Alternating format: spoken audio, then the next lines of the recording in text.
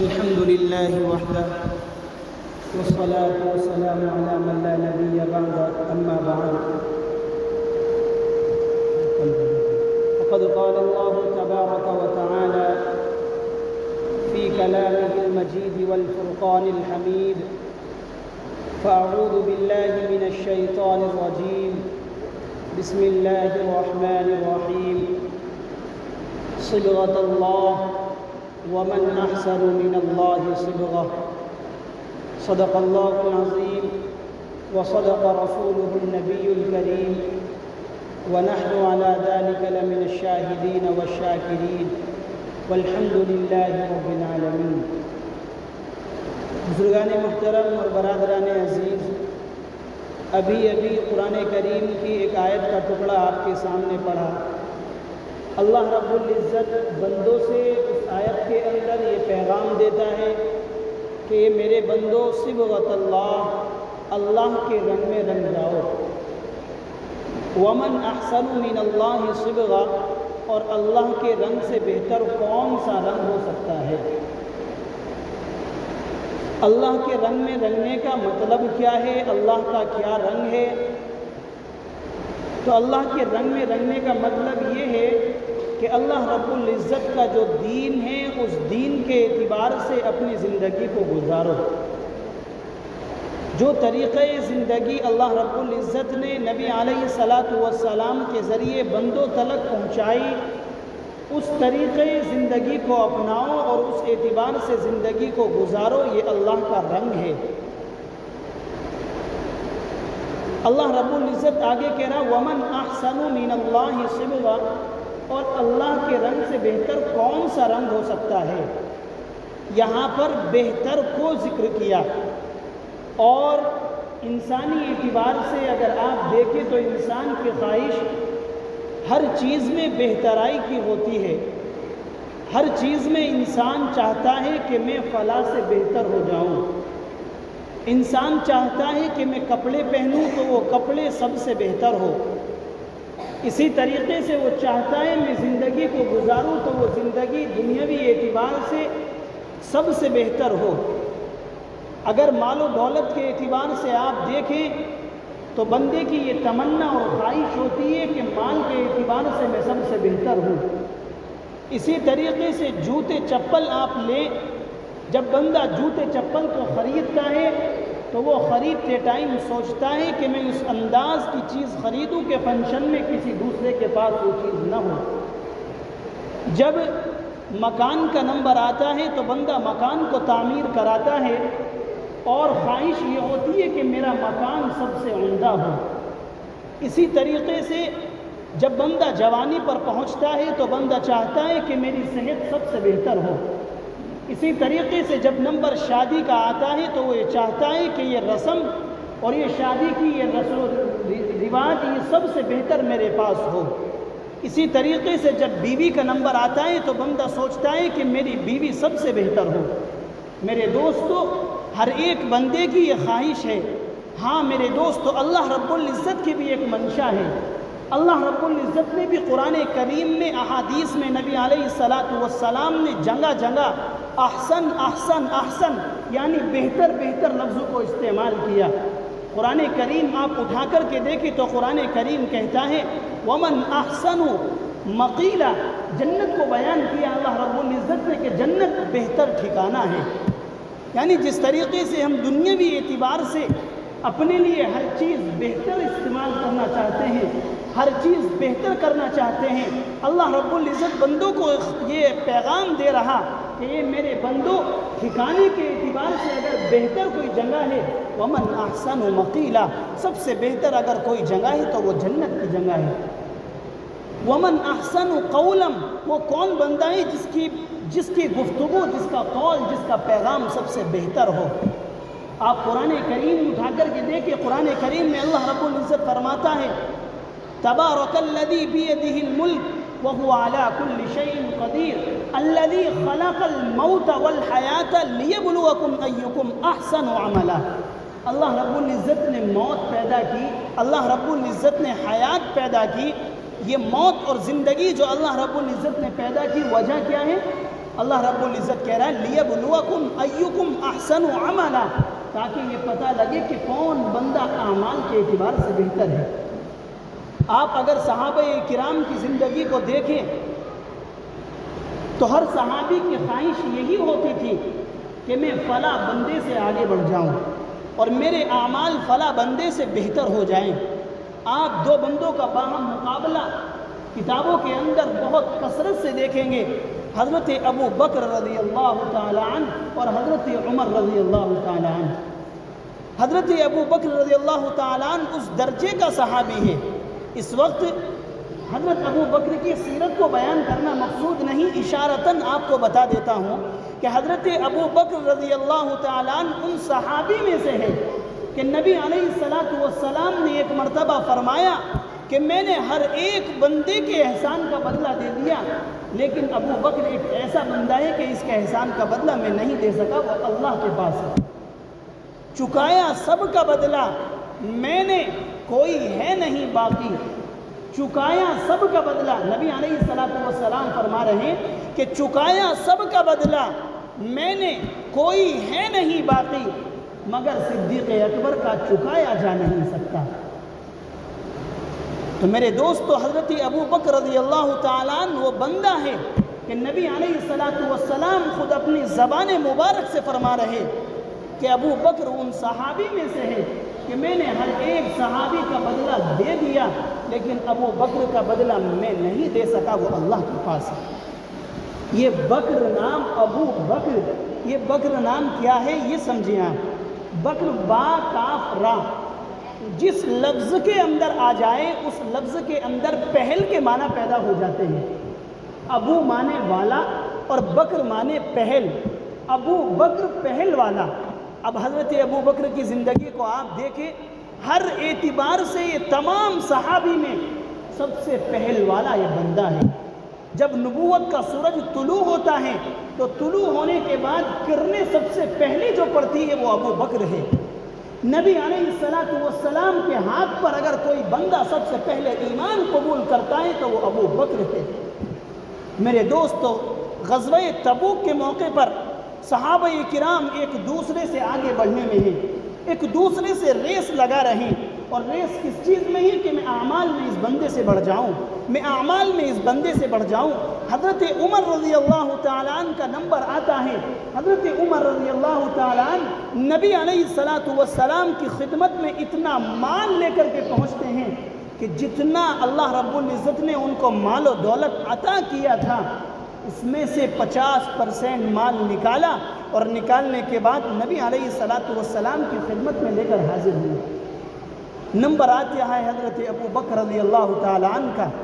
آپ صلی اللہ علیہ وسلم نے معلوم کیا عمر کیا لائے ہو، تو حضرت عمر رضی اللہ تعالیٰ عنہ کہنے لگے یا نبی اللہ، جتنا مال اللہ نے مجھے عطا کیا تھا، جتنی دولت مجھے عطا کی تھی، جتنا ساز و سامان میرے پاس موجود تھا، میں نے 50% اس کو ایک طرف کیا اور میں نے آدھا مال آپ کی خدمت میں لا کر کے پیش کر دیا۔ نمبر آتا ہے حضرت ابو بکر رضی اللہ تعالیٰ عنہ کا، بہت مختصر سامان ہے۔ وجہ کیا ہے؟ وجہ یہ ہے کہ نبی علیہ السلام کے ہاتھ پر جس دن سے بیعت ہوئے تھے، جس دن سے ایمان قبول کیا تھا، تمام دولت نبی علیہ السلام کے اوپر نچھاور کر چکے تھے، اور ایک مرتبہ کہنے لگے یا نبی اللہ، میں جتنے مال و دولت کا مالک ہوں، میں اس تمام مال کا مالک آپ کو بنائے دیتا ہوں۔ آپ صلی اللہ علیہ وسلم نے معلوم کیا ابو بکر وجہ، کہا یا نبی اللہ، آپ جب کہیں میں دینے کے لیے حاضر ہوں، اس میں تو کوئی شک نہیں ہے، لیکن ایک طریقہ یہ ہے کہ لینے والے کا ہاتھ نیچے اور دینے والے کا ہاتھ اوپر ہوتا ہے۔ میں یہ نہیں چاہتا کہ کبھی آپ کسی چیز کے بارے میں سوال کریں، میں وہ چیز آپ کی خدمت میں پیش کروں، میں آپ کی خدمت کرتے کرتے کہیں آپ کی بے حرمتی نہ کر دوں کہ آپ کا ہاتھ نیچے ہو اور میرا ہاتھ آپ کے اوپر ہو۔ میرے دوستو، ابو بکر ان لوگوں میں سے ہے۔ تو جس وقت غزوہ تبوک کے موقع پر انہوں نے مال پیش کیا، اس وقت مالی حالات کے اعتبار سے حضرت ابو بکر حضرت عمر سے کمزور تھے۔ حضرت عمر نے سوچا کہ زندگی میں تو اس سے آگے نہ نکل سکا، لیکن آج وہ موقع ہے کہ میں ابو بکر سے آگے نکل جاؤں گا۔ اتنا مال و دولت ابو بکر نہیں پیش کر سکتا جتنا مال و دولت میں لے کر کے پہنچ جاؤں گا۔ عمر آئے تو آپ صلی اللہ علیہ وسلم معلوم کر رہے ہیں عمر کیا لائے ہو؟ تو حضرت عمر کہتے ہیں آدھا مال لایا ہوں۔ حضرت ابو بکر آتے ہیں تو آپ صلی اللہ علیہ وسلم سوال بدل دیتے ہیں اور کہتے ہیں ابو بکر کیا چھوڑ کر آئے ہو؟ وہاں حضرت عمر آدھا چھوڑ کر آئے تھے اور یہاں حضرت ابو بکر کہہ رہے ہیں یا نبی اللہ اور اس کے رسول کا نام گھر میں چھوڑ کر آیا ہوں، بقیہ جتنا مال تھا جھاڑو لگا کر سب لے کر آ گئے۔ حضرت عمر سوچنے لگے کہ ابو بکر سے آگے نہیں بڑھ سکتا۔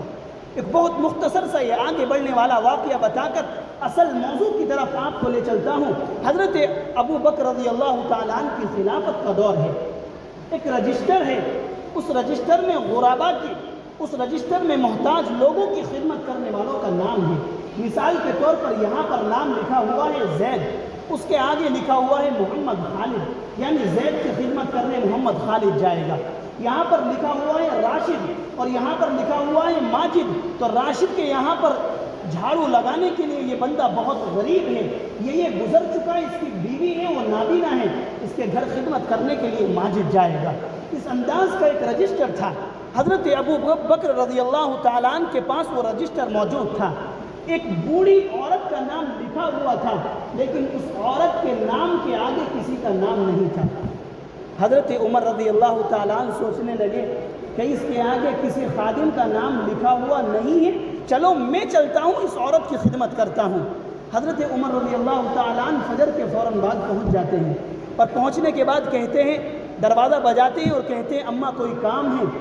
تو وہ کہتی ہے بیٹا آپ سے پہلے کوئی آیا تھا، کر کے جا چکا۔ حضرت عمر واپس ہو جاتی ہے، سوچتے ہیں فجر سے پہلے پہنچوں گا۔ فجر سے پہلے پہنچتے ہیں، وہ عورت کہتی ہے بیٹا کوئی بندہ تجھ سے پہلے آیا تھا، وہ کر کے جا چکا۔ حضرت عمر سوچتے ہیں کہ کون بندہ ہے جو فجر سے پہلے خدمت انجام دے کر جا رہا۔ تہجد کے وقت پر پہنچتے ہیں، وہ عورت پھر یہی کہتی ہے بیٹا آپ سے پہلے کوئی بندہ آیا تھا، وہ خدمت کر کے جا چکا۔ میرے دوست بکر، جو میں نے کہا کہ پہل کے معنی آپ وہ چیز ذہن میں رکھیں، حضرت عمر رضی اللہ تعالیٰ عنہ وہاں پر رات کے پہر پہنچ جاتے ہیں اور بالکل وہاں پر ایک سائیڈ میں چھپ جاتے ہیں اور ایک چادر اوڑھ لیتے ہیں اور چھپ کر کے بیٹھ جاتے ہیں۔ ایک بندہ رات کی تنہائی میں آتا ہے اور آنے کے بعد گھر کے اندر جاتا ہے، گھر کے اندر جانے کے بعد مشکیزیں اٹھاتا ہے، پانی لا کر کے دیتا ہے، جھاڑو لگاتا ہے، پوچھا لگاتا ہے، برتن دھوتا ہے اور چادر اوڑھ کر گھر کے باہر بہت آہستہ سے نکل کر کے جاتا ہے۔ حضرت عمر رضی اللہ تعالیٰ عنہ کی چنگل میں کوئی آ جائے اور وہ بچ جائے، ایسا نہیں ہو سکتا۔ حضرت عمر رضی اللہ تعالیٰ عنہ نے اس بندے کی چادر مبارک کو پکڑا اور کہا او اللہ کے بندے بتا تو کون ہے جو رات کی اس تنہائی میں اس عورت، اس نابینا عورت کے گھر میں آ کر خدمت کر رہا۔ حضرت ابو بکر رضی اللہ تعالیٰ عنہ وہ بندہ تھا، یعنی وقت کا بادشاہ وہ بندہ تھا۔ میرے دوست تو بہت کوشش کی کہ یہ راز فاش نہ ہو، صرف رب کی وجہ سے میں یہ کام کر رہا ہوں، رب کے علم میں ہو۔ نہیں میرے دوست، تو حضرت عمر نے کہا کہ اپنی جگہ سے ہلنے نہیں دوں گا جب تک اپنا نام نہ بتا دے۔ حضرت ابو بکر نے اپنے منہ سے کپڑا ہٹایا۔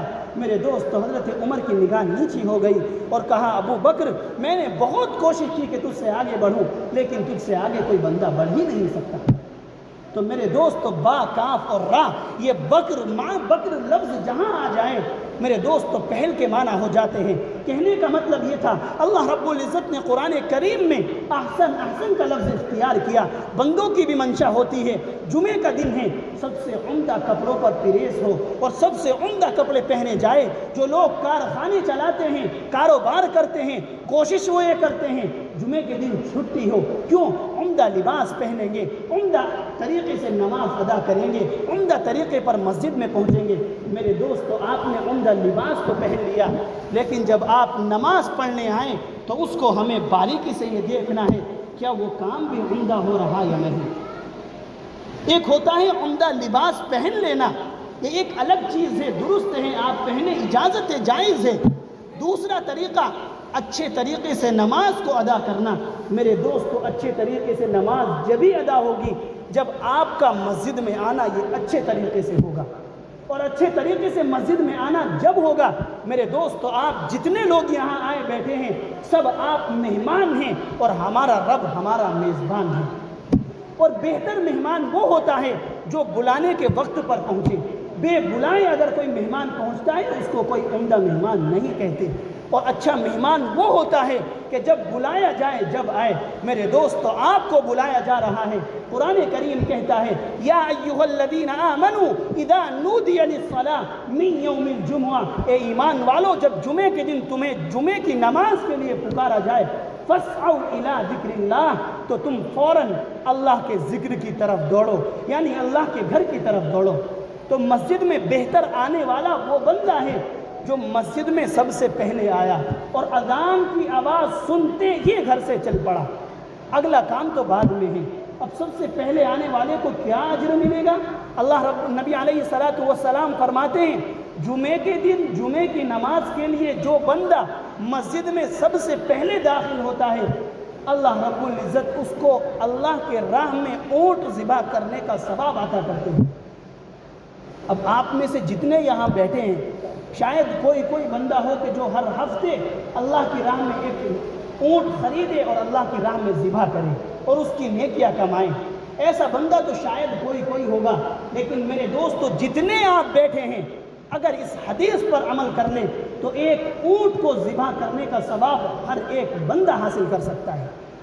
اور وہ جبھی ہے کہ جب آپ جمعے کی نماز کے لیے جب جمعے کی اذان ہو تمام کام کاج چھوڑ دیں. یہاں تلک کہ اگر آپ کوئی کاروبار کر رہے تو وہ درست نہیں ہے کہ جمعے کی اذان کے بعد آپ اس کام کو کریں. اگر کسی کی دکان ہے اور دکان کے باہر گاہک کھڑا ہوا ہے آپ جو بھی لین دین نماز اذان سے پہلے کر رہے درست، اذان ہونے کے بعد اگر لین دین کر رہے درست نہیں ہے. کیوں؟ قرآن کریم میں امر کا صیغہ ہے اور امر وجوب پر دلالت کرتا ہے. آپ کے لیے اس وقت مسجد میں آنا ضروری ہے. اب اللہ نے بلایا، مہمان نے بلایا آپ کو اذان کے وقت، اور بندہ چاہتا کیا ہے کہ کم از کم اتنی دیر پہلے پہنچے کہ جا کر سنت کا موقع مل جائے. آج کا جو عبادت گزار بندہ ہے وہ یہ کرنا چاہتا ہے. اور جو نیچے درجے کے بندے ہیں وہ چاہتے ہیں کہ کم از کم خطبہ مل جائے. اور اس سے نیچے کے درجے وہ کیا چاہتے ہیں کہ خطبہ ہو جائے، صرف 2 رکعت نماز مل جائے. ٹھیک ہے آپ آئیں، آپ کی جمعے کی نماز ادا ہوئی، آپ نے اگر 2 رکعت بھی پالی.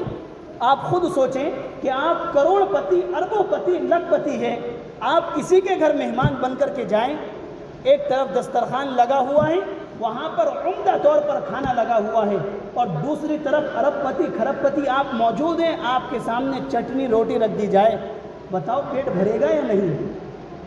ارے چٹنی روٹی کھانے سے بھی تو پیٹ بھرتا ہے یا نہیں بھرتا؟ ایسا لگ رہا ہے شاید چٹنی روٹی کو یہ جانتے نہیں. ہو سکتا ہے آپ لوگ امروہہ کے رہنے والے، میں امروہہ کا رہنے والا نہیں ہوں، ہو سکتا ہے چٹنی روٹی کسی اور چیز کو کہا جاتا ہے کھانے کی غذا نہ ہو.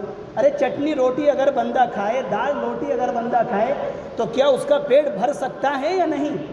پیٹ اس کا بھی بھرے گا، اور جو مرغہ مسلم وہاں پر کھا رہا ہے پیٹ اس کا بھی بھرے گا. لیکن آپ خود سوچیں کہ آپ کروڑ پتی اربوں پتی ہے، جب آپ اس کے چوکھٹ سے واپس آئیں گے جس نے آپ کی ضیافت چٹنی روٹی سے کی، کیا آپ اس میزبان سے خوش ہوں گے؟ نہیں میرے دوستو، خوش نہیں ہوں گے. اسی طریقے سے ہر ایک بندہ یہاں پہنچا، نماز ادا کر رہا، نماز ہر ایک کی ادا ہوگی، لیکن میرے دوستو یہاں پر درجات کا فرق ہے. جو بندے پہلے پہنچے ان کے درجات الگ ہیں اور جو بندہ بالکل آخر میں پہنچ رہا اس کے درجات الگ ہیں. اسی طریقے سے 1 منٹ کے اندر بات کو ختم کر رہا ہوں. اسی طریقے سے فرضوں کے بعد سنت اور نفلوں کا مسئلہ ہے. 8 رکعت ہیں، اگر فرضوں سے پہلے آپ نے 4 ادا کر لی تو فرض ادا کرنے کے بعد 8 رکعت ہے، 6 سنت ہے، جو 4 سنت الگ 2 سنت الگ کر کے پڑھی جائے گی اور آخر میں 2 نفل ہے. یعنی یہ 8 رکعت فرضوں کے بعد ہے. لیکن میرے دوستو ہمارا طرز کچھ اس طرح کا ہوتا ہے کہ سلام پھیرنے کے بعد انتظار اس چیز کی ہوتی ہے کہ کسی طریقے سے دعا کے لیے امام کا ہاتھ منہ پر پھرے اور ہم مسجد سے اس انداز سے نکلیں جیسے کوئی جیل سے رہا ہو رہا. میرے دوستو یہ کیا طریقہ ہے؟ یہ کوئی طریقہ نہیں، اس کو آپ عبادت نہیں کہہ سکتے. اور اگر عبادت کہیں گے تو میرے دوستو یہ فارملٹی پوری کرنی ہے. اللہ کو آپ خوش کر دیں، اس انداز سے آپ عبادت کریں. میرے دوستو یہ تو تبھی ہوگا جب آپ پوری طور پر عبادت کو کریں. جتنی رکعت نبی علیہ الصلاۃ والسلام نے بیان کی ہے، پڑھ کر دکھائی ہے، آپ جب تک اس انداز سے نماز کو ادا نہیں کریں گے تو میرے دوستو تب تک آپ کی نماز مکمل نہیں ہوگی۔ ایک بندہ وہ ہے کہ جو مسجد کے اندر جمعے کے دن بنیان اور تہمت پہن کر آئے، سطر چھپا کے آئے، آپ مفتی سے معلوم کریں نماز اس کی بھی ہو جائے گی۔ اور ایک بندہ وہ ہے جو اچھے انداز سے ٹوپی کرتا پاجامہ اچھے انداز سے لباس پہن کر آ رہا، نماز اس کی بھی ہو جائے گی۔ لیکن آپ خود سوچیں کتنا عجیب محسوس ہوگا۔ تو میرے دوستو، نماز کو مکمل طور پر پڑھنے کی کوشش کریں۔ پہلا کرنے کا کام تو یہ ہے کہ جمعے کے دن جیسے آپ اذان سنیں، اس کے بعد تمام کام کاج کو چھوڑ دیں، اور چھوڑنے کے بعد فوراً نماز کی طرف دوڑیں۔ جب بیان شروع ہوتا ہے لوگ مختصر ہوتے ہیں، بیان ہوتے ہوتے لوگوں کی جگہ نہیں ہوتی۔ آپ دیکھیں لوگ پیچھے کھڑے ہوئے ہیں، کیوں؟ اس لیے کہ مسجد فل ہو چکی، اور اذان کے ٹائم پر مسجد خالی۔ آپ ہی لوگ تو ہیں جو اذان سے پہلے بھی آ سکتے ہیں، اور آپ ہی لوگ ہیں جو اس وقت آ رہے ہیں۔ یہ صرف آپ کی کوشش کے اوپر ہے۔ آپ اگر اپنے دماغ پر زور ڈالیں تو آپ میرے دوستو ہر ہفتے اللہ رب العزت کے یہاں پر اپنا اجر و ثواب کو بڑھا سکتے ہیں۔ یہ جبھی ہے جب آپ کوشش کریں۔ اگر آپ کوشش نہیں کریں گے تو میرے دوستو پھر جس طریقے سے زندگی گزرتی رہے گی، ایک جمعہ آئے گا پھر دوسرا آ جائے گا، اسی انداز سے زندگی گزرتی رہے گی۔ میرے دوستو، ارادہ کرتے ہیں سب حضرات کہ انشاءاللہ آئندہ ہفتے سے پہلے آنے کی کوشش کریں گے۔ اللہ تعالیٰ عمل کی توفیق عطا فرمائے۔ دوسری کوشش اسی جمعے سے کہ انشاءاللہ فرضوں کے بعد مکمل نماز پڑھ کر جائیں گے۔ سب عمل کریں گے انشاءاللہ۔ پیچھے والوں کی آواز کچھ زیادہ ہے، آگے والے سوچ رہا ہے کہ شروع میں ثواب مل چکا ہے، آخر میں تھوڑا کم صحیح۔ ارے سب کوشش کریں گے، پوری نماز پڑھ کر جائیں گے۔ اللہ تعالیٰ عمل کی توفیق عطا فرمائے۔ دعا کرے جو کچھ کہا گیا اللہ رب العزت عملی جامع پہچان پہنانے کی توفیق عطا فرمائے۔ آمین وآخر دعوانا الحمدللہ۔